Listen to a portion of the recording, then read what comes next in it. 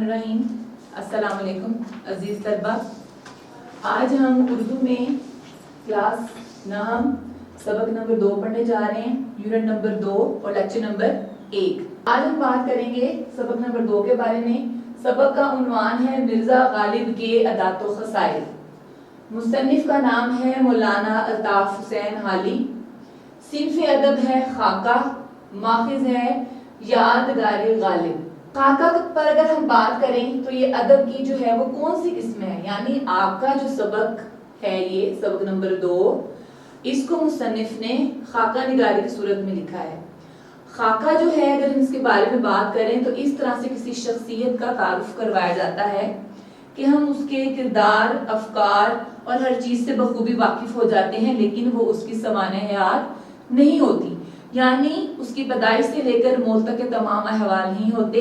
खाके में जो है वो खूबियां और खामियां भी बयान की जाती हैं, लेकिन इस सबक में मौलाना अल्ताफ हुसैन हाली ने गालिब की तमाम खूबियां बयान की हैं कि हम जो है वो इस सबक को पढ़कर मुकम्मल तौर पर उनकी शख्सियत के बारे में जानेंगे कि उनकी शख्सियत में कौन कौन सी आला खूबियां थी और उनकी जो है वो अहम तसनीफ यादगार गालिब, उससे इस सबक को लिया गया है। मुसन्निफ के तारुफ की तरफ आते हैं बेटा, तो उनका दौरे हयात जो था वो 1837 से लेकर 1914 तक था। मौलाना अल्ताफ हुसैन हाली की पैदाइश हिंदुस्तान में पानीपत के मुकाम पर हुई। 9 बरस के थे कि आपके वालिद का इंतकाल हो गया। आपकी परवरिश आपके भाइयों ने की। और अगर तालीम की बात की जाए तो उस वक्त दिल्ली के जो आलमों से हैं आपने तालीम हासिल की, उनसे मुस्तफीद हुए और आपके जो है वो असातिज़ा में मिर्जा असदुल्ला खान गालिब और नवाब मुस्तफ़ा खान शिफ्ता का नाम जो है वो काबिल जिक्र है। इससे आप खास तौर पर फैज़याब हुए। और जब इन दोनों शख्सियात का इंतकाल हो गया तो आप लाहौर आ गए। लाहौर आ गए तो आपने जो है वो पंजाब बुक डिपो में मुलाजमत जो है वो इख्तियार कर ली। अब मुलाजमत के दौरान जो है आपने एक तो अंग्रेजी जुबान से मुतारिफ हुए और आपने उर्दू अदब की जो है वो इस्लाह का जिम्मा उठाया। इस तरह से आप अपने कामों में मशगूल हुए और 1887 में सरकार हैदराबाद से जब आपको 100 रुपया वजीफा माहाना मुकर्रर हो गया आपका, तो आपने मुलाजमत जो है वो तर्क कर दी और अपनी जिंदगी जो है बाकी की जो है वो तसनीफ व तालीफ में बसर की। तो मुसन्निफ के तारुफ में हमने यहाँ पर अगर आप देखें तो हमने 4 चीजों के बारे में जाना कि उनका दौरे हयात क्या था, उनकी पैदाइश कहाँ हुई, तालीम कितनी थी और कहाँ से हासिल की, और मुलाजमत उन्होंने कहाँ इख्तियार की। अब हम बात करेंगे उनके असलूब की। असलूब होता है मुसन्निफ के लिखने का तरीका कार कैसा था, कैसा उनका अंदाज़े बयान था, वो कैसी तसानीफ लिखा करते थे। तो हाली का जो असलूब है उसको उर्दू में मेयारी असलूब कहा जाता है। रशीद अहमद सदीकी ने हाली के असलूब को उर्दू नस्ल का मेयारी असलूब करार दिया है। वो क्यों करार दिया है?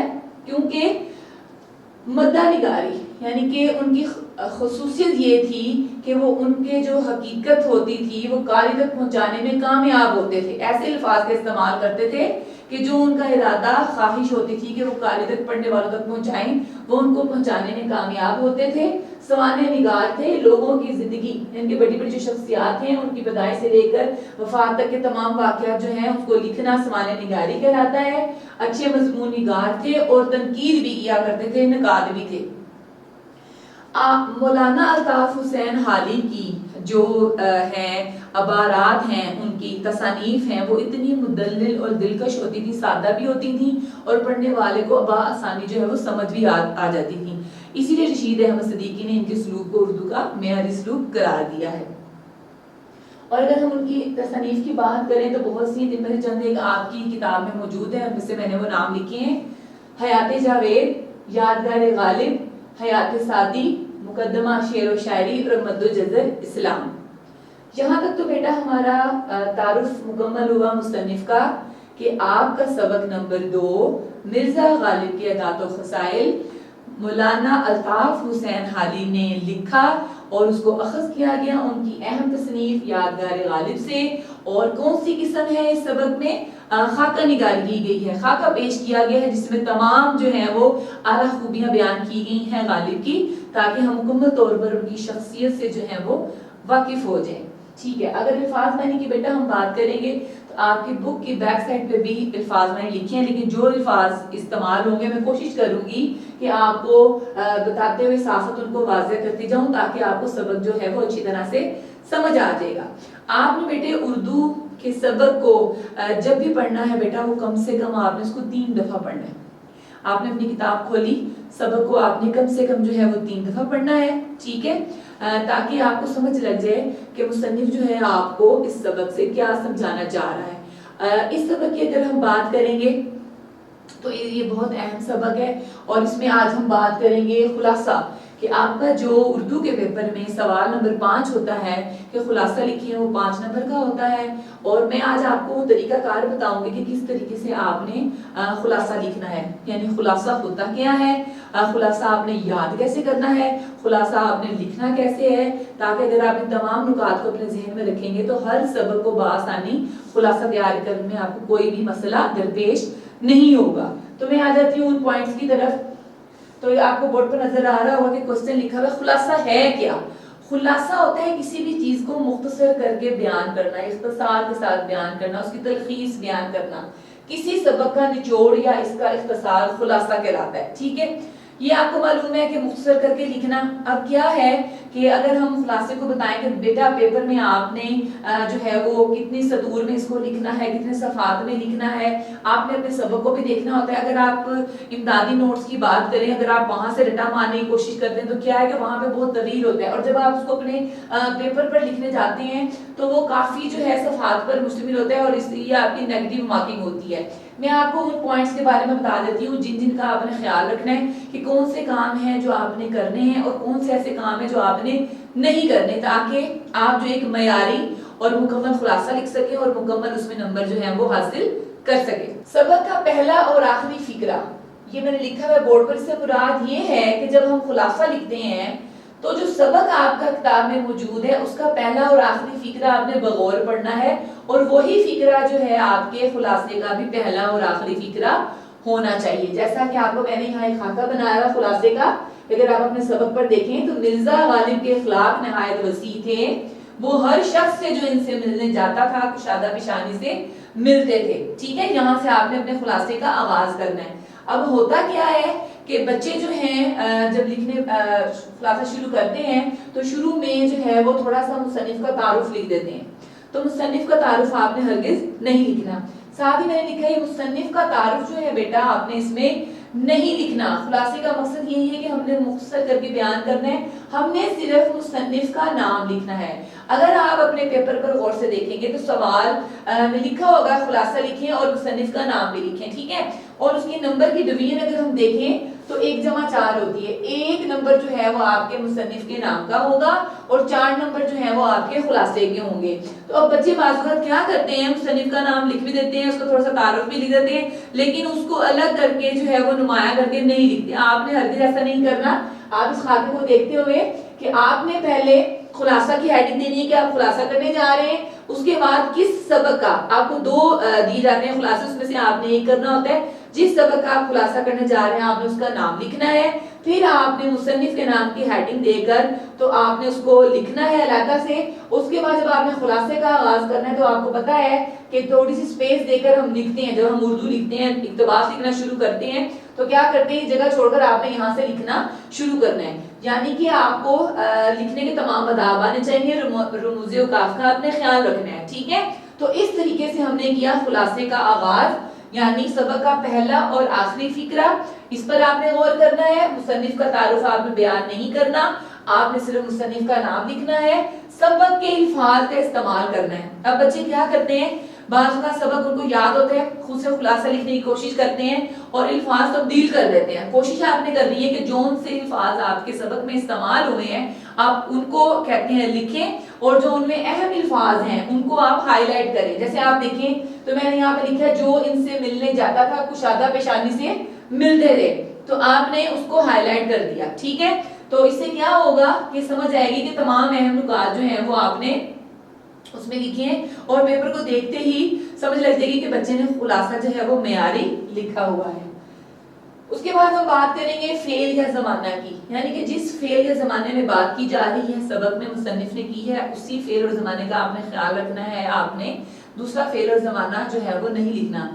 مثلاً یہ کہ جیسے حال کی بات ہو رہی ہے تو آپ نے حال کی بات کرنی ہے, یہ نہیں کہ آپ نے فعل ماضی کا صیغہ استعمال کیا, یا اگر فعل ماضی کی بات ہو رہی ہے تو آپ نے مستقبل کا صیغہ استعمال کیا, ایسا آپ نے نہیں کرنا. یعنی کہ فعل اور زمانہ جو آپ کے سبق میں استعمال ہوا ہے اس کے مطابق آپ نے لکھنا ہے. غیر ضروری واقعات کا آپ نے ذکر نہیں کرنا. اکثر ہوتا ہے کلاس میں ٹیچر ہمیں پڑھا رہا ہے, سبق کی ریڈنگ کرواتے ہوئے ساتھ ساتھ اس کو واضح کرنے کے لیے, اس کو سمجھانے کے لیے ٹیچر بعض اوقات ادھر ادھر کے واقعات بھی بیان کر لیتا ہے, یا جو اس کو خود پتہ ہوتے ہیں جو اس سے ربط رکھتے ہیں, ٹھیک ہے.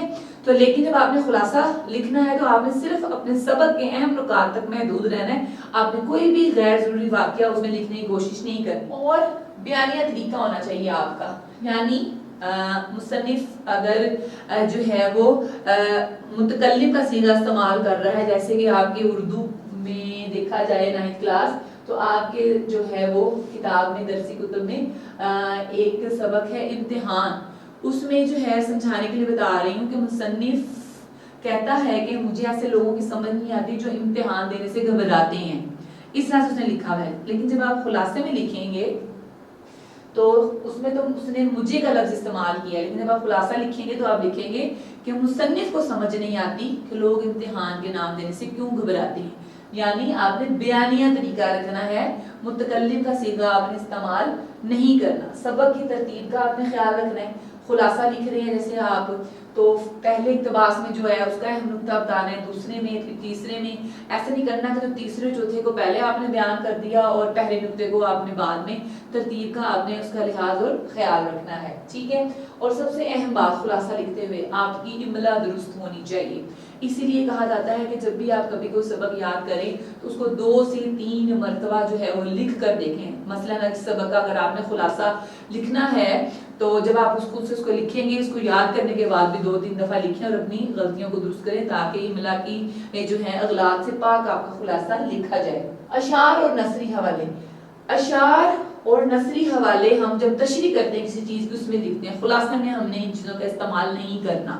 جیسے اگر آپ سبق نمبر 2 کی بات کی جائے, مرزا غالب کے اداد و خصائص, اس میں فارسی کے 2 شعر بھی لکھے گئے ہیں, کچھ طویل واقعات بھی ہیں, تو آپ نے جو ہے کوئی حوالہ ایسا نہیں دینا, آپ نے ان کو لکھنا ہی نہیں ہے, ٹھیک ہے. آپ نے ان کو نہیں لکھنا, آپ اس کو واضح کرنے کے لیے مزید کوئی اشعار اور حوالے نہیں دینے. نثری حوالے میں کیا چیزیں شامل ہوتی ہیں؟ نثری حوالے میں ہوتی ہے کوئی قرآنی آیت ہے, کوئی حدیث ہے, کوئی محاورہ ہے, کوئی اس طرح کی چیز ہے, ٹھیک ہے. تو وہ آپ نے اس میں نہیں ایڈ کرنی. سرخیاں, جن کو آپ بیٹا انگلش میں ہیڈنگز کہتے ہیں.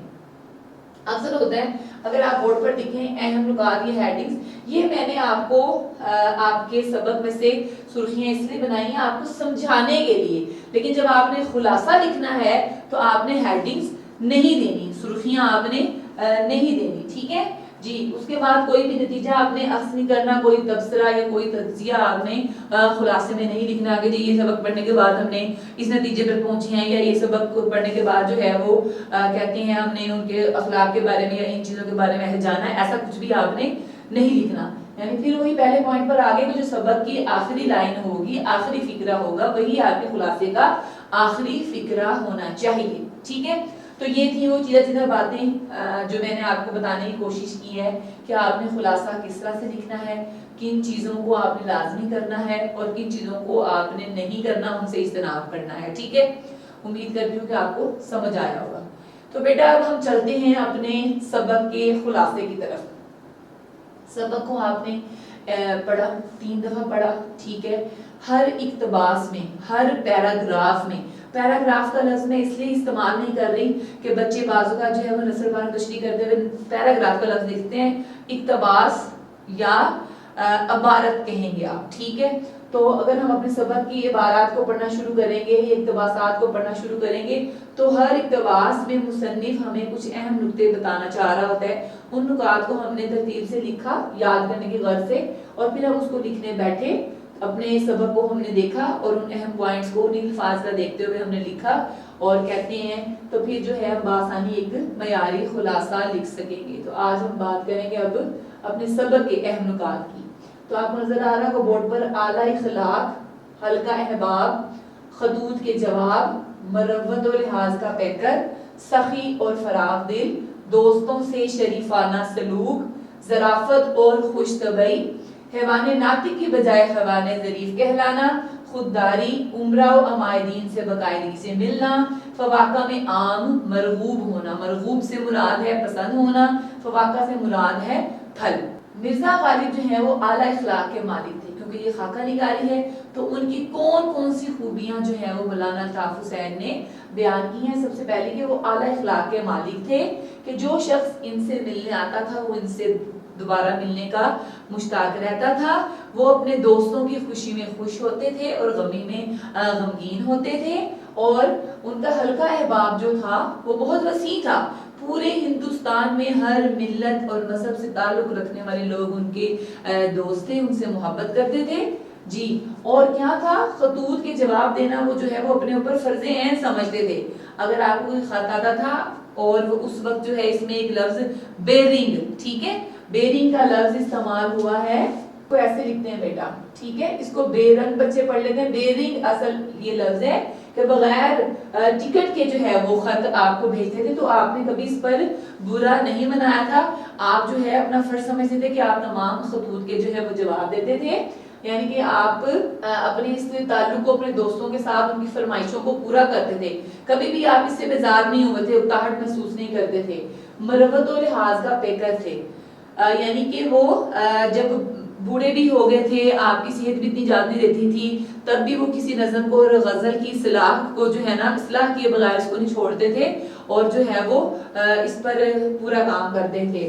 سخی اور فراغ دل تھے، آپ کی آمدنی نہایت قلیل تھی لیکن آپ کے اخراجات اتنے نہیں تھے، یہی وجہ تھی کہ سائر جو ہیں آپ کے دروازے پر بیٹھے رہتے تھے، باہر اس میں لکھا ہے لولے لگڑے باہر لوگ بیٹھے تھے، کیونکہ کبھی بھی آپ نے کسی سوالی کو اپنے دروازے سے خالی ہاتھ جو ہے وہ نہیں لٹایا تھا۔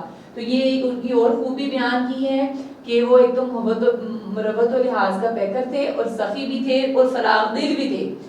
دوستوں سے شریفانہ سلوک، دوستوں کے ساتھ ان کا نہایت شریفانہ سلوک تھا، ایسے تھے کہ اس وقت کے عمرہ و مائدین بڑے بڑے لوگ جو ہیں وہ آپ کے دوست احباب تھے، تو اس وقت کے ہی جو ہے وہ دلی کے عمائد میں سے 1857 کے بعد ان کے ایک صاحب ان سے ملنے ہیں، اس وقت ان کی حالت سقیم تھی اور انہوں نے چھین کا فرغل پہنا ہوا تھا، حالانکہ آپ نے اپنے اس دوست کو کبھی بھی مالیدہ اور جامہ والے قیمتی لباس میں دیکھا تھا، تو آپ دیکھ کر آپ کا دل تھوڑا برا ہوا، اب آپ نے سوچا کہ کس انداز سے میں اپنے دوست کی مدد کروں کہ ان کی دل آزاری بھی نہ ہو، تو آپ نے فرمایا کہ آپ نے کہاں سے چھین کا فرغل لیا ہے، مجھے بہت پسند آیا ہے، لیکن اب اس وجہ سے میں آپ سے نہیں مانگ رہا کہ جاڑا بہت شدید ہے کہ آپ کس طرح سے اپنے گھر میں جائیں گے، تو انہوں نے فوراً لحاظ سے کہا کہ نہیں، اگر آپ کو اتنا پسند ہے تو آپ لے لیں، تو آپ نے ان سے وہ چھین کا فرغل لے لیا اور اپنا قیمتی جو ہے مالیدہ جامہ وار کا ان کو پہنا دیا، یعنی کہ اس طرح سے آپ اپنے دوستوں سے نہایت شریفانہ جو ہے وہ سلوک کیا کرتے تھے۔ ظرافت اور خوش طبعی آپ کی طبیعت میں بہت زیادہ تھی، یعنی کہ جب بھی آپ کوئی بات کرتے تھے تو کہیں نہ کہیں اس میں ہنسی مذاق کا عنصر جو ہے وہ نکل آتا تھا۔ جیسے ایک دفعہ آپ کے قلعے میں تو بادشاہ نے پوچھا کہ مرزا آپ نے کتنے روزے رکھے ہیں، تو آپ نے کہا ایک نہیں رکھا، ٹھیک ہے، یہی وجہ تھی کہ آپ کی طبیعت میں جو ظرافت اور خوش طبعی تھی کہ لوگ آپ کو حیوان ناطق کی بجائے حیوان ظریف کہتے تھے، ٹھیک ہے، حیوان ناطق کی بجائے حیوان ظریف کہتے ہیں، یعنی کہ حیوان ظریف کہتے ہیں ایسا جس میں ہنسی مذاق کا عنصر شامل ہو، ٹھیک ہے، اور خودداری جو ہے آپ کی طبیعت میں بہت زیادہ تھی، آپ اپنی وزاداری کا خیال رکھتے تھے، جب بھی آپ اپنے دوست احباب کو ملنے جاتے تھے بغیر پالکی اور ہواداری کے نہیں نکلتے تھے، اچھے لباس میں ملبوس ہو کر، تو ان چیزوں کا آپ بڑا خیال کیا کرتے تھے۔ اس وقت کی عمرہ عمائدین سے آپ کے باقاعدگی سے آپ کی ملاقاتیں ہوتی تھیں، لوگ بھی آپ کو ملنے آتے تھے، اگر آپ کے کچھ دوست آپ کو ملنے نہ آتے تو آپ اس کا بھی اظہار کرتے تاکہ وہ آپ سے ملنے ضرور آئیں۔ اس وقت آپ کے دوستوں میں آپ ایک دفعہ جو ہے ذکر ہے آپ کے آخری سبق کے پیراگراف میں کہ آپ بہادر شاہ ظفر کے ساتھ جو ہے وہ باغ حیات بخش یا مہتاب میں جو ہے وہ چہل قدمی کر رہے تھے، آپ نے وہاں بھی اپنی آموں کی پسندیدگی کا بہت اظہار کیا. آپ کے جو دوست تھے وہ اس بارے میں بخوبی جانتے تھے کہ آپ کو آم کتنے پسند تھے. وہ خود بھی ان کو تحفتاً بھیجا کرتے تھے اور جو ہے آپ کہہ کر بھی منگوا لیا کرتے تھے. ٹھیک ہے. تو جب آپ ان کے ساتھ ایک اور صحبت میں تمام دوست موجود تھے اور انہوں نے پوچھا آموں کی خوبیوں کے بارے میں اپنی رائے پیش کر رہے تھے, تو اس بارے میں مرزا غالب نے کیا کہا. فواقع میں آپ کو آم مرغوب تھے, اس میں آپ کو بتا رہی ہوں ان کو آم پسند تھے. تو ایک صحبت میں جب تمام دوست موجود تھے, ہر کوئی اپنی اپنی رائے دے رہا تھا کہ آم کیوں اہم ہے, کیوں خاص ہیں, تو مرزا غالب نے جو اپنی بتائی آم کی تعریف میں, تو انہوں نے دو ہی کہا کہ آم کے بارے میں مرزا کہتے کہ بھائی میرے نزدیک تو آم میں صرف دو باتیں ہونی چاہیے, میٹھا ہو اور بہت ہو. ٹھیک ہے. تو یہ مختصر میں نے کوشش کی کہ آپ کو پورے سبق کو جو ہے وہ آپ کو بتا دوں, بیان کر دوں کہ اس سبق میں کون کون سی ایسی خوبیاں ہیں جو مرزا غالب کی بتائی گئی ہیں. ٹھیک ہے. ان کو میں نے بتانے کی کوشش کی ہے اور خلاصہ ہوتا کیا ہے, آپ نے اس کو لکھنا کیسے ہے. اگر اس طرف آئیں تو آپ کو میں پھر دوبارہ بتاتی چلوں کہ خلاصہ جو ہے وہ 5 نمبر کا ہوتا ہے. 2 سبق کا خلاصہ آتا ہے, اس میں سے آپ نے ایک کرنا ہوتا ہے. جس سبق کا آپ نے خلاصہ لکھنا ہے اس کا آپ نے پہلے نام لکھنا ہے سبق کا, پھر آپ نے مصنف کا نام جو ہے وہ لکھنا ہے, اور جو کلمی نام آپ کا کتاب میں دیا گیا ہے آپ کی اردو کی درسی کتب میں, آپ نے وہی لکھنا ہے. ٹھیک ہے. مولانا الطاف حسین حالی. اور اس کے بعد آپ نے خلاصہ لکھنے کا آغاز کیا. اہم کار جو آپ کو بتائیں کہ آپ کے سبق کے الفاظ اور سبق کی پہلی لائن اور آخری لائن جو ہے آپ کے خلاصے کی ہونی چاہیے. آپ نے اس کو بہت لمبا نہیں لکھنا, مختصراً لکھنا ہے. ویسے اگر بتایا جائے تو 10 سے 12 سطور میں ہم کہتے ہیں کہ اس کو لکھیں. خلاصے کو اگر ہم صفحے پر لکھتے ہیں یعنی کہ ایک صفحہ یعنی کہ دو صفحات, اس سے زیادہ نہیں ہونا چاہیے اور اس سے کم بھی نہیں ہونا چاہیے. ٹھیک ہے. کہ 3 سے 4 صفحات پر آپ لکھ دیں, اتنا لمبا نہیں ہونا چاہیے اور 2 صفحات سے کم نہیں ہونا چاہیے. اس سے کیا ہے کہ آپ مکمل نمبر جو ہے وہ حاصل کر لیں گے. آپ نے سبق کو جو ہے اچھے سے یاد کرنا ہے. آپ نے جو ہے وہ مصنف کے بارے میں جو میں نے اہم پوائنٹس آپ کو بتائے ہیں وہ آپ نے ان کو غور سے دیکھنا ہے. اور خلاصہ, اگر خلاصہ ہوتا کیا ہے اس کو لکھنا کیسے, ان تمام پوائنٹس کو آپ ذہن میں رکھیں گے انشاءاللہ العزیز بیٹا آپ ایک اچھا اور پیاری خلاصہ لکھنے کے قابل ہوں گے. اور ہر سبق جو آپ کی کتاب میں شامل ہے آپ نے کوشش کرنی کہ اس کا خلاصہ خود لکھنا ہے. سبق کو پڑھنا ہے اور اس کو خود لکھنا ہے. لکھ کر جو ہے پھر اس کو جو ہے آپ نے بار بار اس کی تیاری کرنی ہے, اپنی املا کی, اپنی لکھائی کی, اپنی جو کہتے ہیں مارکر کے درست استعمال کا آپ نے خیال رکھنا ہے. تو انشاءاللہ جو ہے آپ مکمل نمبر حاصل کر سکیں گے. اللہ حافظ.